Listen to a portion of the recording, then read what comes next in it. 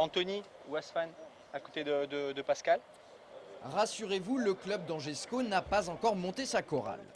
Pourtant, cet après-midi au stade Jean-Bouin, Olivier Piqueux avait troqué son costume de manager général du club pour celui de chef d'orchestre. Objet de ce changement, la traditionnelle photo officielle du début de saison. Des dirigeants aux joueurs, en passant par les membres de l'encadrement, ils étaient un peu plus de 40 à poser devant les photographes. En plein milieu d'une semaine de travail, les joueurs ont passé un bon moment. C'est un peu de détente, un peu de des blagues, des conneries, parce que bon, il faut faire rigoler, quoi. Donc c'est fait dans une bonne ambiance, c'est bien. Par contre, l'ambiance était certainement plus tendue entre le président du SCO, Willy Bernard, et l'adjoint au sport à la mairie d'Angers, Michel Houdbin. Souvenez-vous, lors de sa réunion de rentrée samedi dernier, le maire de la ville, Jean-Claude Antonini, a annoncé devant la presse qu'il n'y aurait pas de nouveau stade à Angers et que Jean-Bouin allait être rénové. Or, Willy Bernard est contre cette rénovation. Il souhaite qu'une nouvelle enceinte voie le jour à la périphérie de la ville sous peine de quitter la présidence du club en fin d'année.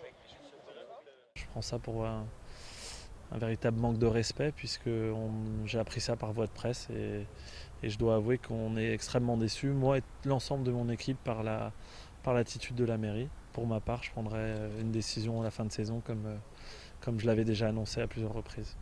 De son côté, Michel Houdbin affirme que la décision du maire est conforme à ce qui avait été annoncé. Pour détendre l'atmosphère, une rencontre entre les deux parties devrait avoir lieu prochainement. Cette décision n'est pas une surprise, c'est ce qui a été annoncé pendant la campagne électorale. Il s'agit de faire un nouveau stade sur place, c'est-à-dire de refaire quand même l'ensemble du stade sur place. La décision est conforme à ce qui avait été annoncé.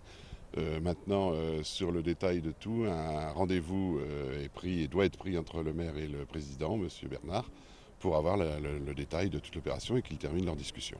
Affaire à suivre.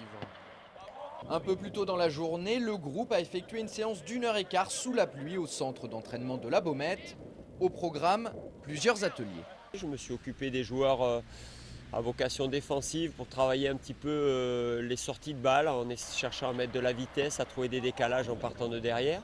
Donc le travail de relance des défenseurs. Et un autre atelier plus de dernière passe et de finition avec Manu Noguera, où on a cherché à travailler la dernière et l'avant-dernière passe, le jeu en déviation de l'attaquant et la finition. Absents hier mardi, Gaëtan Charbonnier, Sébastien Renoir et Vincent Manceau ont effectué la totalité de l'entraînement ce matin. De leur côté, Bruno Ekolemanga et Julien Sola continuent leur travail de reprise en marge du groupe. Concernant ces deux éléments, on fait le point avec Benoît Piqueux, le préparateur physique du SCO. Pour Julien d'abord, on est en phase de reprise, donc il travaille beaucoup en musculation, un petit peu moins sur le terrain. Je dirais que physiquement, son niveau commence à être tout à fait acceptable. Quant à Bruno, lui il est en phase finale de réathlétisation. Voilà, il va certainement réintégrer le groupe la semaine prochaine, il n'a plus aucune douleur et il travaille tout à fait normalement et son niveau physique est très très bon déjà. On referme ce SCO News sur cette note positive. À demain.